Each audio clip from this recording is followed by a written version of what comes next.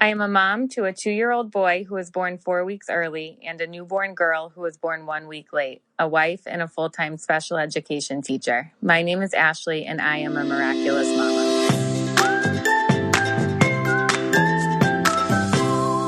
Hey everybody, welcome back to the Miraculous Mamas podcast. I'm your host, Elizabeth Joy. I'm a certified birth doula and life coach and a podcaster. I am so glad that you guys are here. We are a podcast that believes in empowering women through storytelling and education. Today we're going to have some storytelling time, but I wanted to share with you. So I am 27 weeks pregnant, and pregnancy brain is a real thing. They say that based on research, they can't really tell why you get pregnancy brain, but they think it's because your body's doing a million different things, and we're worried about baby and this and that and whatever, also due to maybe hormones. But it is a thing. I went to put sugar, some stevia in my coffee yesterday, and instead I put it in my water bottle. And then I needed to put something in the cupboard, and I opened the fridge and put it in there. And it's just every single day. It's like I pick something up and I put it down, and then I have zero idea where that thing is. And I'm like, I just had it and I was going to put it away, but somehow it ended up somewhere else. And the thing is, I wasn't very organized before this. So I can be a little spacey sometimes, can't find my phone, my keys, whatever. I actually haven't lost my keys in a very long time, or my phone. Also, I've been in quarantine and haven't been driving anywhere, so that could be contributing to it. But I can just kind of, be up in the clouds a little bit. So I just feel like it is so much worse though. In the memory thing, I'm normally really good at math, and the other day, and you don't even have to be good at math to solve this. The other day, I was just trying to do trying to figure out something in my mind. So I'm like, okay, so 24 divided by 4, and I could not think of it. Obviously the answer is 6, but I'm normally really decent at math. And then it was driving me crazy because I could not rack my brain for the answer. I'm like, how? And then I was frustrated. I'm like, how is this not coming to me right now? I know that this is the simplest math equation. How is this not coming to me right now? It's been wild. So, if I say the wrong word while I'm podcasting, I'm going to blame pregnancy brain. If there's something that doesn't make sense, I'm going to go out and blame pregnancy brain because, I realized in a couple episodes ago with Jess Gronis, I used the wrong word I said Cytotec for an induction, but it's Cervidil. I was listening back to the podcast and I'm like, you don't use Cytotec for an induction. You use Cervidil. And I'm like, things just aren't coming to my mind as easily as they usually do. So I feel for all the mamas out there. I've also heard that mom brain is a thing. Looking forward to that as well. Just hoping that I don't, forget my child somewhere. But I think that we all have one of those experiences at some point in our life. I got forgotten as a 5-year-old at school. I was in kindergarten. And I still remember it. It was very traumatic. Luckily, we went to a super small school, a private school. Everyone knew everyone. My mom was a teacher there, and she gave kids rides home from school. So our car was always packed. And my mom said they were driving home. And then she's like, why is the car so quiet? Wait, where's Liz? Oh, we left her at the school. They knew I wasn't in the car because it was so quiet. I talked a lot as a child. And I've just realized in my adulthood that I talk a lot now as well. But anyways, I was so nervous to talk to the guest that's on today. But she made the conversation so easy and it flowed so great. We have Joan Hart on today. Guys, I was so excited to get her on and that she just agreed to take time out of her chaotic schedule to come on. And I'm just so grateful for her candidness with us. She talks about growing up in the spotlight, but then a lot of motherhood and marriage and how your relationship changes and grows and you learn to love each other in different seasons. And she's just awesome. And I just have so much respect for her. And it was cool to talk to her because when you're younger, we grew up with her basically watching her on TV. And so it was great to be able to sit down and talk with her. So I'm going to go ahead and get her on. But before I do, if you are listening, make sure you hit that subscribe button and share this podcast with somebody that you know would love it. Also, join our Miraculous Mamas Facebook group. That community of women is so amazing. They've been a great resource for me in my pregnancy, and they're just so supportive and loving, and I cannot say enough good things about them. Not everyone has the same views on there. Not everyone wants to birth the same or parent the same, but they don't judge each other. They love on each other and accept each other and support each other and know that we're all doing the best that we can. So it's just such a great group to be a part of. Also, make sure that you follow us on Instagram and Twitter. And without further ado, Melissa Joan Hart. Hey, everybody. I have Melissa Joan Hart here, and I really don't feel like I need an introduction to her. So normally I give a little tidbit beforehand, but I let the listeners in our group know that you were coming on, and they were so excited to be hearing from you. So thank you so much for taking the time to be here. Thank you. Yeah, happy to be here. Yeah. So I would love to just kind of start off talking about, you've kind of been in the limelight for most of your life now. You've been behind a screen, and I'd love to hear maybe how that has affected you. Would you let your boys do acting if they wanted to get into it? Just kind of love to hear your story a little bit. The thing is, I didn't know any other childhood, right? My childhood was, I had a fairly normal childhood where I grew up with my parents, lots of siblings on a dead-end street in Long Island, walking to school every morning, riding my bike to ballet classes because my parents couldn't take me because there were too many children in our house. But I also auditioned and did theater and did commercials and stuff like that. So I think it was a little bit sort of the way anybody else would take a hobby seriously. If somebody was a major soccer player at school and doing really well with that, or if someone was a gymnast and being pulled out of school all the time for certain events or to go to nowadays everyone does travel. I don't know if travel was a big thing when I was growing up, but missing school for work was kind of odd, but it was what I knew, and everyone else had a lot of questions about it, and I got very embarrassed about that kind of thing. But by the time I was 13, I was on Clarissa, or maybe 14, but not a lot of people had cable. So my kind of growing up, I was known as the Rice Krispies girl. I was known as the Arnold's bread girl, all these commercials I would do, or if someone's parents let them watch me on The Equalizer, or if they happen to see me on Saturday Night Live, or I let a bunch of girlfriends come see me in a play once. But most of the time when I was doing a lot of theater in my early middle school days, nobody knew I was doing big theater. They just knew I was going out at night. They had no idea that I was doing, a big play with big names and all this other stuff. So, and then Clarissa happened, and while I was on a TV show, I was filming in Orlando. I wasn't in Hollywood. I wasn't going to red carpets. I wasn't part of the whole scene in the circuit. And then the show was on cable, so it wasn't a lot of people had it until later. So that show became popular very slowly.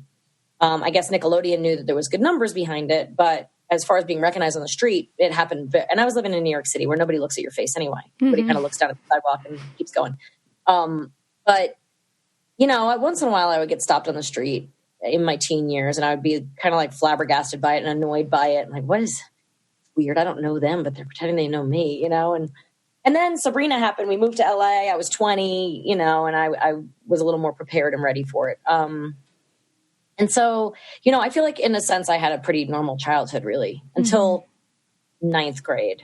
And then ninth grade. But, teen years are always weird anyway. I was kind of happy to get out of the high school setting and away from peer pressure. I had a few friends, but didn't really have a group, and didn't really feel like I belonged, which I think a lot of middle schoolers do. So when I was around adults and working, I felt very safe. I felt very accepted. As long as I was nice to everyone, It didn't matter what I wore, what music I liked, who I dated. You know, none of the adults cared about that. Yeah. So I learned very quickly that kind of hell with middle schoolers. They're mean to me because I wore the wrong shoes with my outfit, or I dyed my hair red for a play or something, you know. And I'm like, you know, these adults are just don't be an ass, you know. Right. So Yeah. I feel like as long as I was nice, and I think that's sort of why I learned very early to, like, on a set, like, you know, you want to be professional, you want to do your job, you want to hit your mark, and it doesn't matter if you're the star or not. Like, everyone has to behave themselves in a certain way. You don't get to be a diva just because your name's the one on the title and your face is the one they're using to promote it. Like, that might get you a few things, but I like to, whenever I use sort of diva behavior, it's only to benefit everybody. It's not to benefit myself. Mm-hmm.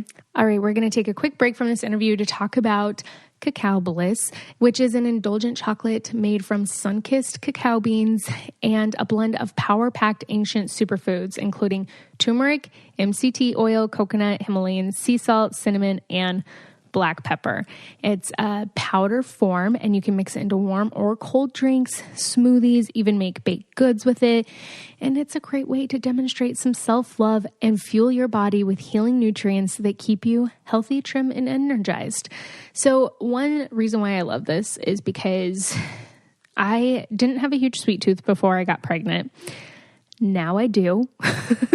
I've been baking way more than usual. And I love trying to find healthy options that are actually going to fuel my body and not drain it. I'm trying to be reasonably healthy. And I found Cacao Bliss, which I love. I've made a couple of baked goods with them.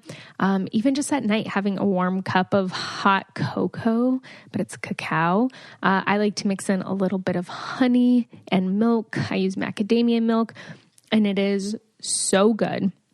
And it curbs that sweet tooth for me, so I don't feel like I have to go eat a bunch of cookies or anything like that. It really does. And then I also know that I'm putting beneficial nutrients into my body, which is always a feel-good feeling.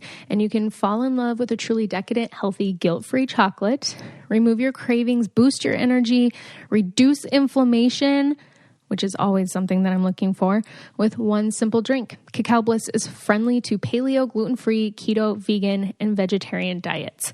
Right now, Cacao Bliss is offering up to 46% off and a free electric frother when you use code MAMAS at earthechofoods.com/miraculous-mamas. That is up to 46% off and a free electric frother. I always trip on that word. When you use code MAMAS at earthechofoods.com/miraculous-mamas. Now back to the episode. That's really cool, though, that you had parents that were supportive and nurtured your talents and like allowed you to follow your passions. How have you seen any of those passions within your children? You know, so because of our like financial situation growing up and whatnot, I only ever danced. I danced like 6 days a week. And once I started Clarissa, I didn't have the time. I didn't know where to go. I'm in Orlando by myself. I don't have a car. How do I get to a dance class? Do I want to take ballet? I'm 16 now, you know, that kind of thing. And I regret it. I was like, I need a hobby. I'm going to get old someday and I'm not going to have anything to do. So I need to learn golf. I need to learn tennis. I need to play guitar. I need to learn a language. I was trying to figure out all my life. I've been like exploring options for hobbies and whatnot. And I never found one. So with my kids, I did the opposite. We're going to try everything. You're going to do karate. You're going to do rock climbing. You're going to learn languages. You're going to learn instruments. You're going to, you know, the whole, my kids have done everything. They've rode crew. They've done, what's it called? Sword fighting, fencing, you know, and of course, soccer, baseball, football, you know, all that stuff. I mean, they like, you know, we take them traveling. They know how to paddleboard, kayak, ski, snowboard, like the whole thing. And they don't actually hone into anyone. Oh, really? So I sort of did the opposite detrimentally. Like, it's almost like they're spoiled brats. They're like, I'm good. I'm really great at basketball, but I'm going to leave it at that season. And I'm going to move on now to this other thing, or I'm going to do this thing, or I'm kind of bored with rock climbing. Let's go back to canoeing, or, you know, and they don't really stick to anything. It's kind of hard to see what they're really great at. Yeah. It's a weird, like, total opposite. It's a yin and yang, like. Well, it sounds like you've instilled a sense of adventure in them. That's for sure. But also that might just be because I have 3 wild boys. But yeah, but I mean, as far as like acting and the arts go, I do have 2 that are extremely musically inclined. Their father's a musician, and Mason is really talented with music, and I think Tucker might be even more so, although he's kind of young and doesn't really show. He's just showing with this whole quarantine thing. He wants daddy to teach him to play guitar. So all of a sudden he's into the guitar. Mason is the kind of kid that like his 13th birthday, all he wanted was a piano and some lessons. So he's got a really musical ear. Brady probably could be an actor, but I don't even know where to start with that, honestly. Like people are always asking me, how can my kid get started? I have no idea. Like, right. It's such a weird business. You have to be so set up for rejection, and you have to be willing to give up so much time and change vacations to maybe get a job, but maybe not get it. It's not like you're going to change a vacation to get a job. You're going to change a vacation to maybe get a job. So there's a lot of what ifs, and there's a lot of like hurt feelings, and just I think that's why a lot of actors, they seem really pompous and really bloated and have these huge egos, but it's all just self-deprecating, just feeling not worthy, not good enough, and never knowing where the next paycheck's going to come from, the next job, or does anyone care what I have to say? Or, so there's a lot of that, and it comes from all the rejection and the fighting through. And just because you get one big job doesn't mean that job's going to be there. That's going to end. And then what? And where do you go? Yeah, So, I feel like that's the side that a lot of people don't see, right, in Hollywood. Yeah. It's a big, it's a challenging business. It's not the kind of business you work your way up the ladder, you get the big paycheck, you get the big bonus, you get the corner office. You climb that ladder, you fall off it. You climb it up again, you fall off it. Look at me. I've had like 4 TV shows, and I've starred in 2 major movies, and a bazillion TV movies. But now I'm a big director. Like now I'm directing a ton of stuff, and I'm really excited about that. But of course, my audience on Instagram is like, "Hey, what happened to you? You haven't been in anything in a while besides a Christmas movie." And I'm like, "Yeah, no, my Christmas movie is like my bread and butter, but my directing resume is building extensively. I'm so proud of that." And but it's something that people don't see. And so it reminds me a little bit of 7th grade when my friend Carl sitting behind me was like, "Hey, you haven't done anything in a while. You're kind of a has-been." And I was like, "Oh, you're right." Forgetting that I was doing The Crucible on Broadway with Martin Short and Michael York, and huge performance in a massive theater on 44th Street in Times Square. So, but to me, it was like, the kids were right. Oh my God, you're right. You haven't seen me in a Rice Krispies commercial in a while. So, it's a weird business, and I don't really want that for my kids. I don't want that for myself. Driving them to auditions constantly, and then trying to teach them the lines, make them sit, make them fix their hair, put this shirt on. They don't want to do it. I'm not gonna. I can't even get them out the door to soccer with cleats on. Let alone get them ready for an audition, bring them there, and then try to explain to them when they don't get 50 auditions in a row. Yeah, for sure. It's definitely a super hard business. I was actually going to ask you kind of where your passions are at now, because I was reading like some of your directing stuff, and I know that that's a different take on it. Is that kind of like, then it sounds like that's where you're kind of heading toward? Yeah. I always admired people like Malcolm Jamal Warner, and I think it was like Jodie Foster was directing a lot in the beginning. Fred Savage did a ton. They all went from like TV shows to directing, and I always was like, oh, that's so cool. That's like, I always think of acting as not really being the creative one, kind of being, as Sean Astin would put it, a meat puppet. You're sort of doing what you're saying, what other people want you to say. You're wearing what other people want you to wear. You're standing where other people want you to stand. I never felt like I had full control over it, but when I'm directing, I feel like I have full control over it. I can be the storyteller, and I can be creative, and it's really fulfilling to me. It's a lot of work. My brain hurts because you're actually visualizing things. Like I actually don't use my eyeballs. Like I feel like when I'm directing, I haven't used my eyelids in forever. I'm literally rolling my eyeballs back in my head in order to just visualize, what will that person look like in that role? What would that scene look like in that space? What will that actor act like? Which direction will they walk from? And how will it cut together in the editing bay? And, you're always in your front lobe of whatever it is, right? You're like third eye or whatever they call it. And you don't actually see anything until it's finished. So, a lot of the time directors don't see the finished product until maybe the same time as the audience. So because you get your cut, but then like, for example, when I'm doing like a Lifetime movie, I pass it off to Lifetime. Lifetime gets the final cut. So I don't see it until they finish it. So then anyway, yeah, I feel really at home when I'm directing. I just can't do it too often because my brain gets fried. Yeah. So I like to be able to get out there and make people laugh still and act. And so I'll be doing a Christmas movie this year. I'll be directing a Christmas movie this year as soon as this whole thing allows us. Yeah. Hopefully in a month or so. And and I hope to be doing more directing once the TV seasons start again next year. Last year I did Young Sheldon, Goldberg Schooled, 2 new Netflix shows. One's out right now, just came out, called The Big Show. Although that's a WWE Big Show. It's a really fun family show. But the episode I directed won't actually be out until later this year. It was supposed to be an Olympics episode. It was going to be held for the Olympics. So it'll be released by Netflix later on. But there's another great family show called The Expanding Universe of Ashley Garcia that I directed with Mario Lopez. He produced it, and he's in a little bit of it. But it's been really fun to do this and to expand my resume last year in such amazing ways and stay busy with that. I thought I was going to be going back to my Netflix show, No Good Nick, which I'd done 20 episodes of the year before. So I had to kind of clear my schedule for that.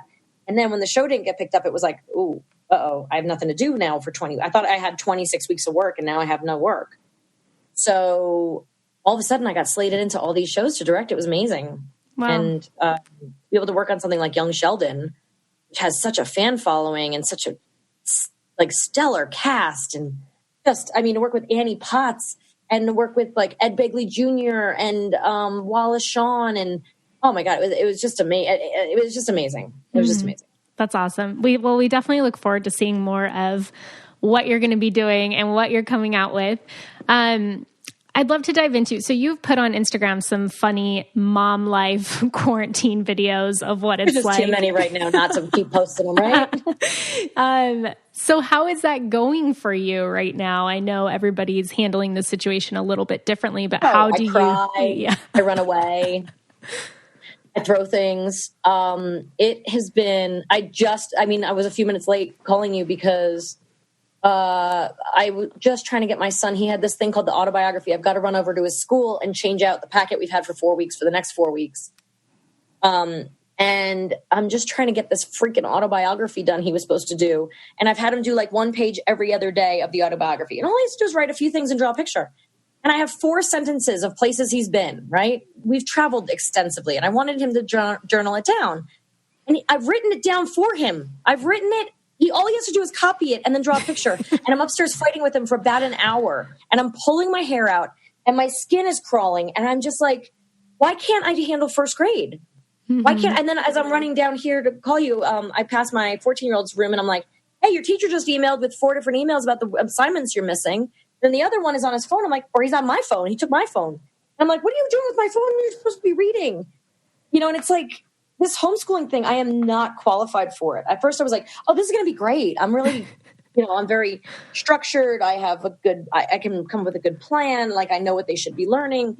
And it is just getting them to sit down and focus when it's mommy and daddy is ridiculous. Mm-hmm. Yeah. We're going to take a quick break to talk about mental health. It is mental health awareness, and taking care of yourself and your mental health is so important. Ask yourself, what interferes with your happiness? Is there something that's preventing you from achieving your goals? BetterHelp will assess your needs and match you with your own licensed professional therapist. You can connect in a safe and private online environment. It is so convenient, and you can start communicating in under 24 hours. It's professional. You can send a message to your counselor anytime.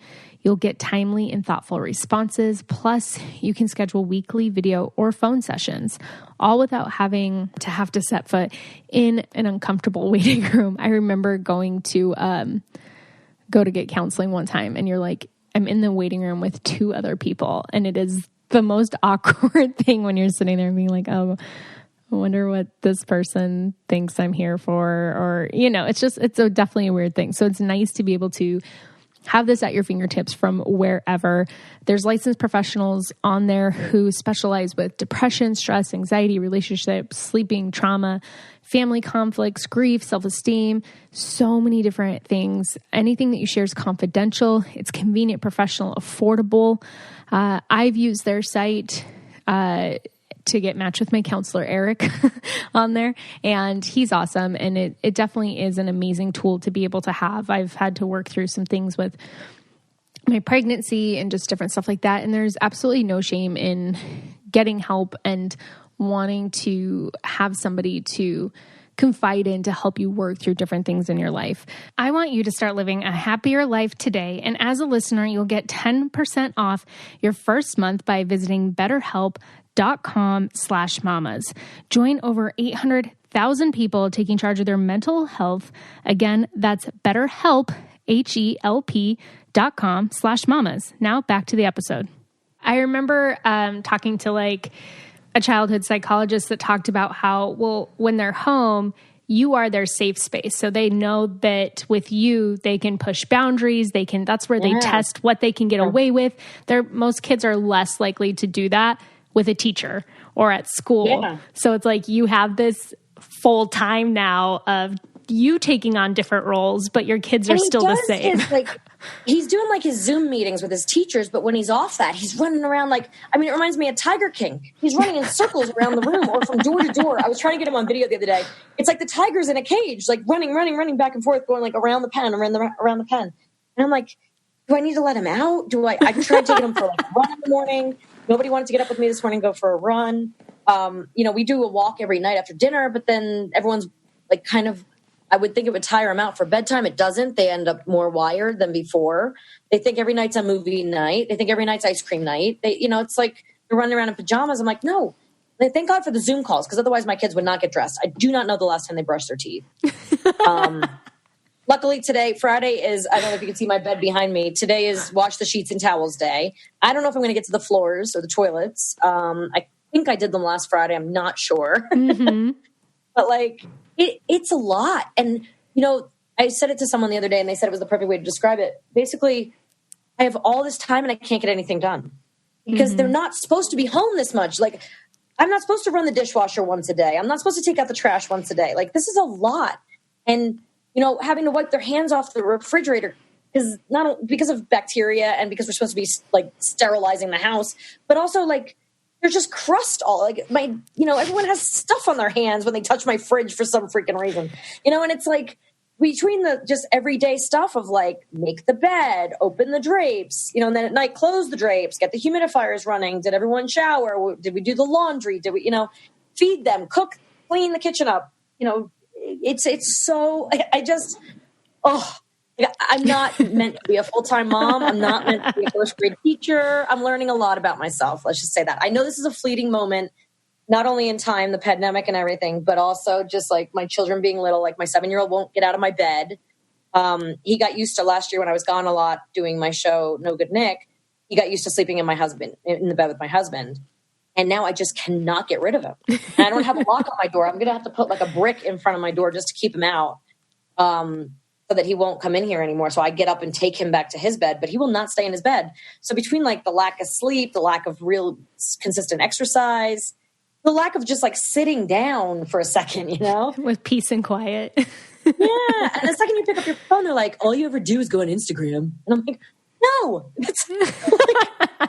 I'm emailing, I'm texting, I'm talking to your teachers. I'm on Class Dojo. I'm on Infinite Campus. I'm on are you kidding me? Mm-hmm. Yeah, no, it's definitely hard. I mean, because kids also need the social interaction. So they're going crazy, and then driving you crazy on top of it. I've got to be their best friend. Yeah. Tucker, I posted something the other day about having a talkative child in quarantine is like having a parrot sewn onto your shoulder or something like that. My little Tucker is just mommy, look, mommy. And then Brady will disappear for hours at a time and come back and want to show you every video he found on TikTok or every episode of Jessie that he's been watching on Disney Plus and you think that he's off and being good. And then you realize, oh my gosh, all he's doing is watching TV. Is he doing any school? Because he disappears. Mm-hmm. And then the teenager doesn't come out. And then when he does, it's his room is a mess. It stinks. Mm-hmm. I'm we got to clean your room. You've got to shower at some point. We've got to check your homework. Like, you need to eat good food. I keep bringing him like Chick-fil-A to his room. So here's a sandwich. Here's some soup you won't eat. Here's a bowl of Fruit Loops. Mm-hmm. Yeah, no, for sure. So, I mean, outside of quarantine, so you've been married for 17 years. Is that correct? Yeah. And you have 3 kids. Well, I think, hold on, wait, coming up on 17. Okay. And you have 3 boys. I know quarantine makes it a little bit harder, but how do you and your husband keep your marriage fresh with kids, especially like you have a teenager, you have a first grader, you have kids at different stages in life. How do you prioritize your marriage? When we're outside of quarantine, we do a pretty good job of it. It's tough though. Right now we know that the kids come first, and we do a lot of date nights. Luckily we do have a 14-year-old now that can babysit. So sometimes we'll leave them all home if we trust them, and take away all the knives and lighters. But, we will sometimes just run to dinner together, but we like to, like, our things are usually when I am home. When I'm working, I'm gone. When I'm home, I'm home. So it's nice because we get a little bit of both. We get a little bit of like heart grows fonder stuff when I'm away. And then when I'm home, we get full on like all the time. We'll go to the gym together. We'll go to lunch together. We'll run errands together. Like today we're like, let's go to the grocery store together. So, that's sort of something we do as like we like to do daytime stuff when the kids are in school, as opposed to, we can't stand like getting dressed up to go on a date night, paying a babysitter, being exhausted, feeling like you have to put on like a nice outfit or some heels or makeup or jewelry. And when you come home, you just got to take all that off. Like, you're tired. Do you want to have a drink? I don't know. I'm going to feel like crap tomorrow. Like, we're not, we just are much better with like, let's just go to lunch. And then that's it. Kids are at school. We'll go to lunch. So that's sort of our favorite little thing to do. But, we have been having a tough time. We both have very different ideas right now about where we want to raise our children. And with our oldest going into high school in the fall, where we feel very much like we feel a lot of pressure right now to find the right place right now. And of course, right now we can't go anywhere. Right. We've been raising our kids at our second home in Lake Tahoe for the last few years because I was working in LA so much, but we really live on the East Coast. But my husband's not a big fan and wants to go elsewhere. And so we don't really know where to go or what to do or what the future's going to hold. So there's a lot of question marks for us right now. But, at the base of it, we know we have love and trust. So in that case, we have like no fear, with it. We just have to figure out the details of it. Mm-hmm. And we have to sacrifice, both of us, sometimes one at a time. But right now I know we have like this year, we have a lot of sacrifice coming up. And right now, like Mark likes to work out a lot, but he's having to help. I'm having to do a lot of kind of work stuff, actually, believe it or not, here at home. So he's helping a lot with the schoolwork, and he always does most of the cooking. We balance stuff out really well. Like he does a lot of the cooking. I try to help clean up the kitchen, but usually he's eating and cleaning up at the same time, which really annoys me. And he does the laundry, but I don't ask him to, but like he does it before I even know it's done and it's folded. And I know that his love language is acts of service. So I know when he like leaves me a pancake on the counter, even though he knows I'm not going to eat it, or he folds my laundry, that's like him showing me he loves me. Mm-hmm. Yeah, for sure.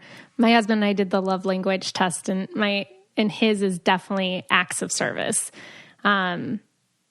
So I know that that's something that we've had to work on, like learning how to show each other how we love each other.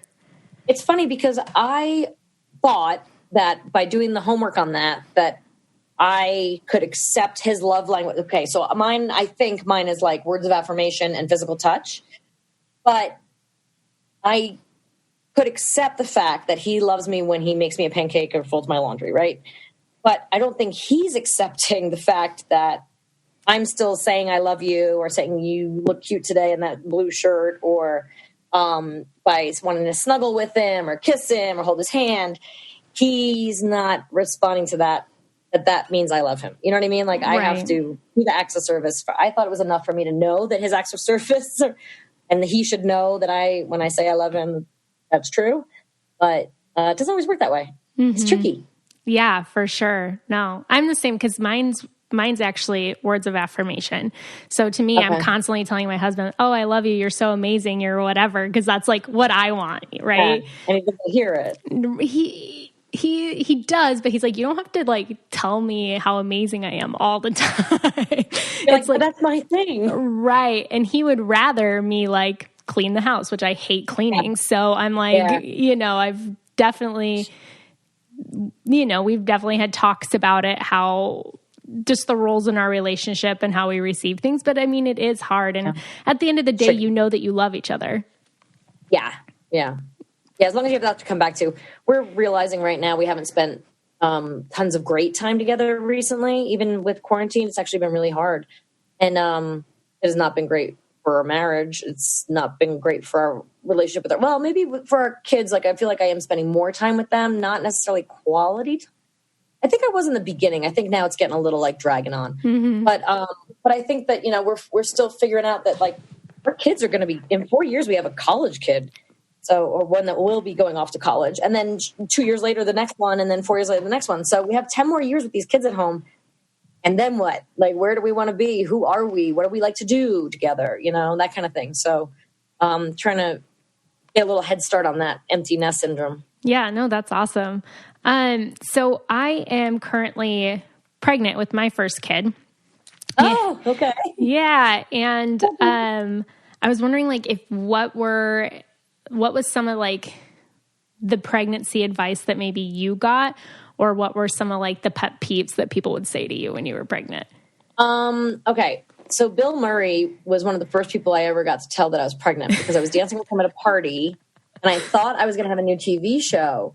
And while I was at the party, I got a phone call saying the TV show's not going to happen. So then I could tell anyone I wanted I was pregnant. So I went back to the dance floor and told Bill. So he said, what did he say? First, he said, lie to everybody about the due date. Tell them it's a week or two later. Otherwise, everyone will be calling you every day. Is the baby coming in? What are you doing? What's going on? And you're going to be so mad already that people calling you are just going to annoy you. The other thing he said was put night lights everywhere. So what we did is actually we went around the house and put dimmers on, like, especially like the bathroom, the bedroom, hallway. So when, one of you is sleepily walking through the hallway to go to the bathroom or to go get the baby or to bring the baby back to bed, whatever it is, you have those dimmers. So it's not like you're putting on the lights and like, oh gosh, I'm blinded, that kind of thing. So that was really good advice that he gave us. Other advice. Oh my gosh. You know what? Like, you're going to get that crazy nesting instinct later. So in the beginning, kind of keep your feet up. Like, it's fun to plan and think and whatnot about names and nursery decor and all that. But later on, like about the 7th month, you get like, I got to wash everything. I got to sterilize everything. Don't do it too soon, because then you'll just collect dust again. So now wait for that to really kick in before you start. Maybe it's time to paint the walls, or maybe it's time to pick out that crib, but it's not time yet to, go crazy with everything. And the rest of it, you just sort of like the instincts will kick in. You don't have to worry about anything. I know when I was pregnant, I studied a little too much about being pregnant. I wish I'd studied a little more about the first year of babyhood, because you don't have time when they come to study up on that. You're exhausted, you're tired, you're fighting through. The first 4 months are amazing. You're running on adrenaline, everything's great. And then about 4 months, the exhaustion really hits. And at 4 months, that's when people stop sending flowers, they stop helping, they stop sending meals, and all of a sudden you're just there with a baby. And now you got to, figure out your day-to-day routine, whether you're breastfeeding or bottle feeding, and how many diaper changes, and how are we sleep training, or how are we handling sleeping. Like, we did it different with each of ours. Like, the first one, we were really like by the book. He's got to go in his crib. He's got to go in his crib. Like at about 4 months, I think it was. The next one, I didn't want to wake up the first one. So the second one, like, nope, let him sleep in our bed. But he was also a belly sleeper. He would only sleep on his stomach. If he slept on his back, he'd sleep for about 20 minutes at a time. If he slept on his stomach, he'd sleep for 3 hours. So we started we started letting him sleep on his stomach, even though that was so not like recommended. And then with our third, I don't even remember. He's still sleeping in our bed. Right, so he's still in your bed. He's literally still in our bed. So we haven't done a great job with that one. People will give you advice left and right. And honestly, you just take and leave what you want. And do not tell anybody names. Do not tell anybody names. Right. You don't want those opinions. What? Yeah, no, because they'll ruin it for you. They will ruin it. Even my mother, I gave her a list of names, and one of them was Finn. I like the name Finn. And she goes, Finn, and makes this fish face. It's like a fish, like Finn. And a few months later, I think Mason had been born already. And Julia Roberts has twins, and one of them is named Phineas, and she calls him Finn. And my mom sees it in People Magazine and goes, "Isn't that cute? Finn, you should have named Mason Finn." And I was like, "Are you kidding me?" And I made the face for her again. I was like, "You mean like this, like Finn, like fish, like a fish? Are you kidding me? Like you would like ruin that name for me." Mm-hmm. So, you know, everybody will put in their 2 cents. And honestly, it just comes down to the two of you. I liked going into the hospital with like 5 names. We always went in with 5 names. And when we saw the baby, we were like, that's Mason and that's Brady and, you know, that kind of thing. So, yeah, it kind of left one last mystery for when the baby was born. Right. Yeah. Yeah. We can't figure out any boy names. We have like a handful of girl names that we like, but boy names, nothing is coming to mind. That'll happen. You got to start looking at everything. You look at like street names and get the books, and start highlighting. Everyone always go to restaurants with paper, that you could write on, like crayons and stuff, like all those like barbecue places with the paper tablecloths. And we would just start writing. And I'd write this name and this name and this name and this, and I'd crisscross. Okay, these are the middle names. These are the first names.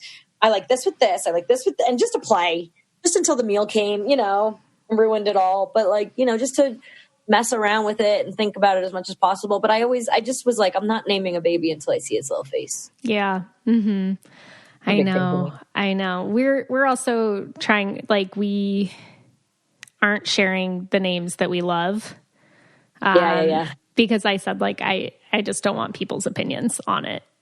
Yeah. It's a tough, you know, and the thing that, like, you don't really discuss maybe before you have a baby can be things like something that my husband and I, only when we got pregnant, decided to try to tackle were topics like circumcision, baptism, because he was a Baptist and I was Catholic. And it was like, you know, for him, baptism happens when you're in your teens.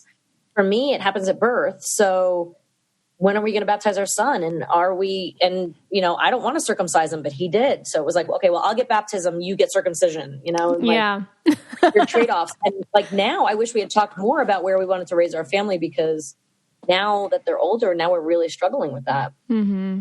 You know, I thought we knew, but he changed he's not happy where we are. So he wants to move. And now it's a whole nother, you know, where do we think is the right place to raise our family? What's the best places with schools and neighborhoods, and, you know, what kind of childhood do we want to give these kids for the next few years that we have them? Mm-hmm. Yeah, that's definitely really hard. And I feel like even when you have some, it's funny that you said, my husband and I literally last night were talking about baptism, because he grew up Catholic. I grew up Christian.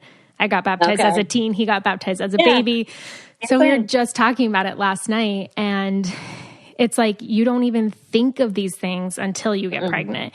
So it's like, and you have to compromise or sacrifice or right. So somebody told me like a month ago that she wished that her and her partner would have had tons of these conversations before. But it's like impossible to think of everything, but it's also like, okay, for people listening, like, you know, like just have these conversations so you kind of know where each other stands on certain and just things. Knowing things like, hey, listen, you're from Oregon. Are you raised on a farm? Are you ever going to want to go back to your family farm? Because I don't think I can handle that. You know, that kind of thing, like tackling those, which I just, you know, in the beginning, you're like, this is so fun. Let's get married.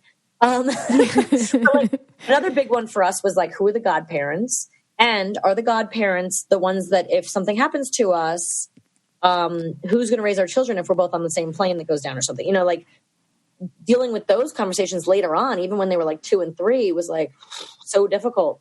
Godparents, we had a big fight. And it's funny, I was thinking about it the other day. And he won that fight, but I really wish he hadn't, because he insisted on it being friends, not family. And in my house, godparents were always family. But godparents didn't mean that's who takes you if, like, that's a whole different, you know, setting it up in our will later on was a whole different thing. So, and I mean, we picked great godparents for our children, so I'm not complaining about that. But, you know, I have a lot of sisters that would have loved to be godmothers, you know, and they don't get to be now because he insisted it be friends, not family, because they get to be aunts. His argument was they get to be aunts and uncles. Why do they get to be godmothers and fathers too? And I was like, well, if you do it outside the family, it's so dangerous. You know, you don't know if I asked him, who are your godparents? And he was like, yeah, I don't really talk to them anymore. We send them a Christmas card, but that's it. You know, I don't think I've ever met them. But I still talk to mine all the time. She lives around the corner here from me. That's so fun. Oh my gosh, how fun. Yeah. It definitely is hard conversations. And like you said, though, there's times where you're both sacrificing and times where one person's sacrificing, and that's marriage, Yeah. 100%. Yeah, it really is. And having to know, but then they say pick your battles, but then when you pick your battle and your husband's battle are the same battle. Right. You both have to get off the ground, and there's not a common, like for us right now, it's where are we going to live? He has a very specific place in mind. I want to go back to our home in Connecticut, and there's not a compromise there. It's this or that. One of us sacrifices, and can we do it without resentment? And there's just all this, we're trying to pray over it. We're trying to get counseling over it just to help us make some rational decisions without it being a huge fight. But we both, at the core of it, we both want what's best for our family. We just disagree about what that is. Mm-hmm. Yeah, which is really hard, which is bound to happen too, because every person comes from even if you're raised with similar values and morals, you still had completely different experiences, different, it matters. And as you get 17 years of marriage, and I have to say our political views started out very similar and they're very different now. Mm-hmm. And that's been a big problem too. When people, it baffles me. In the beginning, I thought we had so much in common, and now that we have a little bit less in common, it takes a toll. I can't imagine people that get married outside of their religion or outside of their political beliefs to begin with, and how you navigate that. I'm having a hard time with that now. We both are. I want to talk about it. He doesn't want to talk about it, but I feel like it's a big thing that's kind of getting in the way of our daily conversations. Especially right now with what's going on in the world. I want to talk about everything in the news, and he does not. And he wants to sit and read quietly, and I want to comment on everything I'm reading. It's driving him crazy, so he leaves and goes outside to work out, and he works out for 3 hours, and I don't see him, and then he comes back in for lunch, and I'm like, we're talking about dinner, and I don't know. It's such a weird time right now. Mm-hmm. I'm the one who comments on everything I'm reading, and my husband's reading in quiet, and I'm interrupting him constantly. Yeah. My husband learned to ignore me, which is driving me crazy. I mean, he's learned to ignore me a long time ago, but now I'm realizing, I'm like, are you just not going to answer me ever? And he's like, oh, are you talking to me? I get that after an hour of me going on, or he'll walk through the room and I'll ask him a question, but doesn't even realize I'm the one I'm talking to him. I'm like, who else am I talking to? You walked in the room, I had to ask. He's like, oh, me? What do I want to do for dinner? I don't know. Make something. And I'm like, make what? What do you want? Shrimp? I don't know. I don't know what to do. And it's like that. He's like, I'm just getting burgers. And I'm like, wait, you're getting burgers? I thought, is it shrimp or is it burgers? Right. Yeah. It's weird time right now. And, just tensions are high, and we just don't know what's going on. And for us, it's where are we going to be in a few months? Besides what's going on in the world, is this going to continue in the world in the next few months? Where are we going to be? Where do we want to be? Mm-hmm. Where do we want to put the kids in school? What kind of sports are they going to, is there going to be sports? It's you don't know. I know. Yeah. No, that definitely is crazy. Yeah. And it's very true when people say, when you get married and you ask people for advice, everybody says that it's work. And I remember my mother-in-law just saying, marriage is like hills and valleys. You go through the hills and valleys, and she's like, you just have to pray through them both. And I always say that. That's so true, because I always say peaks and valleys. You've got it. The thing is, when you get to those peaks, they're only good if you went through the valleys. Mm-hmm. They really are. The times that Mark and I have been really good just feels so much better when you've made it through some of those tough times. So, and it helps to know when you've gone through a few of those valleys. It helps to know later on when you're going through them that it's not the end of the world. For me, the hardest thing about getting married was not being able to threaten breaking up. Yeah. In the beginning, I was always like, then we're gonna break up. Well, then I don't think we can do this anymore. That kind of thing.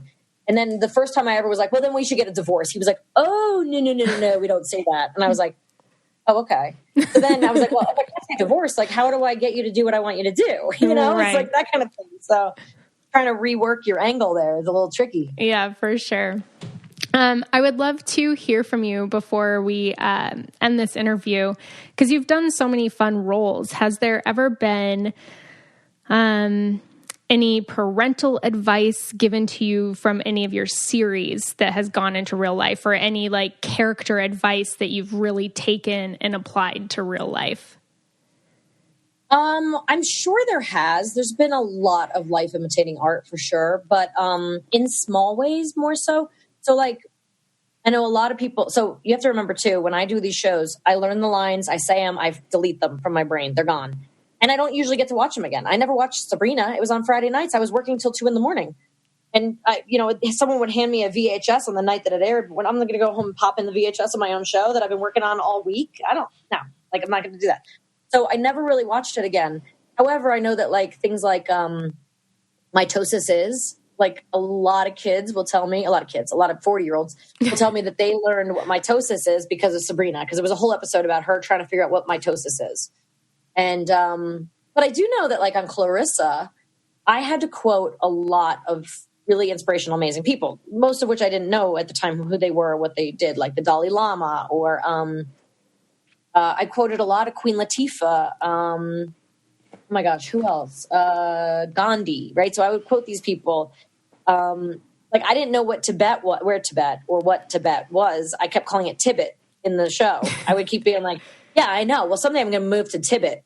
And they're like, we need to cut. It's Tibet. And I was, so I learned a lot of things that way. Like as an actor, you actually become, you kind of build an education based on what your characters know, whether you're playing a doctor or you're playing a lawyer, and you learn this jargon, and you learn, in a sense, a little bit about how those careers work. For Clarissa, she was like a journalist, graphic artist, blah, blah, blah. Like she would quote all these amazing people. And so I learned a lot about different things in culture, pop culture and whatnot. Sabrina, a little less, there's with stuff like that. But I never really played a mom until my last show, No Good Nick, that was on last year on Netflix. And she was not the kind of mom that I would want to be. So what I did was I took any experience I had as a mom and did the opposite, kind of. The pep talks weren't always the most encouraging or warm-hearted. They were very like, just do it, or why do I have to do it, or, that kind of thing. So, and there's also times when, like on Clarissa, I remember, for example, there's an episode about Clarissa getting stuck in Sabrina getting stuck in her own bad mood. And that whole week, one of my friends was directing, and I was in the worst mood the whole week. And I was so aware of it. And I don't know if I think it was because Sabrina was in a bad mood. I was in a bad mood. And there was a lot of stuff like that. When Sabrina was sick, I would get sick, or weird things would happen. She would be heartbroken. I would be heartbroken. Her dog died. My dog died. It was like the weirdest. There were these weird parallels that would happen. And I don't know if it was me putting it out there. I want to break up with my boyfriend because Sabrina's breaking up. I was getting married at the same time Sabrina was getting married. It was like the weirdest, the whole last season. She's planning a wedding and I was planning a wedding my whole last season. That's so crazy. I know, it was so weird. So by the time I put on a wedding dress in 2003, I had been in like 6 wedding dresses that year. I'd walked around the set as Bridezilla. I married Harvey. I got married in a dream. I played Cinderella, like all these weird things. And I had to wear all these wedding dresses, and I had to like learn how to go to the bathroom in them and maneuver them and, not get them dirty when I ate. How do you get them on and off? Like, so by the time I actually got married, I wouldn't do the rehearsal. I was like, I'm not rehearsing this because it's already going to feel so rehearsed. I already feel like I've already done this 6 times. I just want it to feel special. So I had my sister, was my sister or my friend? No, my friend. Played me walking down the aisle. So Mark and I sat and watched 2 other people pretend to be the bride and groom at our wedding rehearsal. Because I was like, I don't want to, if I walk through this, it's going to feel fake tomorrow. Like, I just want it to be real. So I don't want to cry now. I want to cry tomorrow, that kind of thing. But I'd been married already, I've already walked down like at least 4, what do you call it? Like brideways that year. Like I'd already done that walk down the alleyway. But so it's funny. I think I do take a lot away from it when I remember it, but more so it just kind of affects me in the moment. Yeah, absolutely. Last question. Is there any great book or quote or like anything that you've read lately that that you can tell the listeners to read or look into? Does it have to be a mommy thing? No, it can be anything. Okay. I have, let's see. When you said that, it reminded me of a book I read. The first book I read after Mason was born, when I finally was able to pick up a book again. It was called I Was a Really Great Mom Until I Had Kids. That one was really funny and easy to read, easy to pick up and put down. It was more like a coffee table book. But yeah, a book I've recently read, if you're looking for, I like a book that's fiction and fun and drives, but also kind of gives you something. I don't want it to just be fluff. Mm-hmm. So there's this amazing book called City of Thieves I just found, and my whole book club did it, and I made my mom and my husband read it just the other day. It's such a good one. It's written by David Benioff, who also he and his brother were the showrunners of Game of Thrones. And he writes a ton of screenplays. So he's a really visual writer, right? So this book, it's not very long. It's a really fast read. And it's supposed to be a true story of his grandfather in Russia during World War II and how he has to find 12 eggs for the lieutenant's daughter's wedding. And he's sent on a 1-week mission to bring back 12 eggs. And it's just such a good book. It was so good. But it's not a downer, really. It's just, it's a little heavy with history and some gruesome stuff. But if you do like sort of Game of Thrones or Outlander or that kind of thing, you'll like City of Thieves. Yeah, I'll have to look into it because I feel like all I've read lately is pregnancy stuff. So I'm like, I need something fun, It's like maybe 250, I want to say 250, 300 pages, but it moves. So he writes so beautifully. It moves so fast. And it's a really, I'm trying to read Outlander right now, but I'm also trying to write a movie script for the first time ever. Awesome. Trying to use this time to write a movie script. And I'm reading a book right now about how to write a movie script while I'm also writing a movie script. So I haven't really gotten past page 7 of the Outlander, although everyone says it's amazing. And so I have to get into that. But yeah, it's like 660 pages. I'm like, that sounds daunting. Mm-hmm. And like you said, it's like now in quarantine, you'd think you'd have this time to do it, but it's like you're busier than ever. I'll read a book every 2 weeks for a book club, but I can't seem to do it in quarantine. I've already pushed book club like twice because I just can't seem to get to the outlet because I have all these other things I got to do, want to do, have to do, whatever, you know? Mm-hmm. Yeah, for sure. Well, thank you so much for coming on. Where can people follow you, find more about you at? I'm on Facebook, Twitter, Instagram as Melissa Joan Hart, and I kind of keep everyone posted on, there's some stuff coming up. There should be an episode of Hell's Kitchen I'm on coming up soon. There should be a few other really fun things coming up very shortly, just having to do with the pandemic and doing some promotional, I've been involved with some different really fun charity-driven sort of things, so you can check that out. Awesome. Thank you so much for your time. I know it is a crazy time, so thank you for taking the time to sit down and do this interview and for just finish schoolwork. Right. I know. Oh my gosh. But also just for sharing so much of your life with us. I really appreciate it. Yeah, no worries. You guys stay safe. Thank you. Take care. I loved that interview with her. I loved how real she got with us and just how honest and open.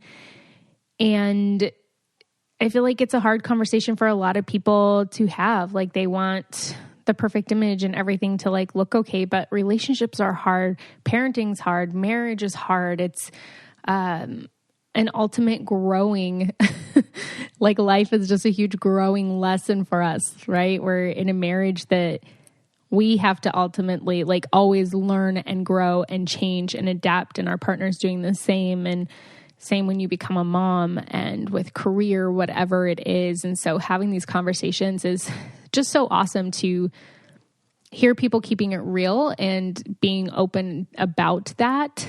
And I feel like it helps you know that you're not alone. It's like, oh, there's this person who I've seen on TV and in movies, and she has everyday struggles too, just like I do. And you don't feel like yours is the only relationship that's having a hard time, or that you're working through things, or you're not the only mom who feels like a disaster sometimes, whatever it may be. So I love having these interviews and hearing people's stories and just having these awesome conversations.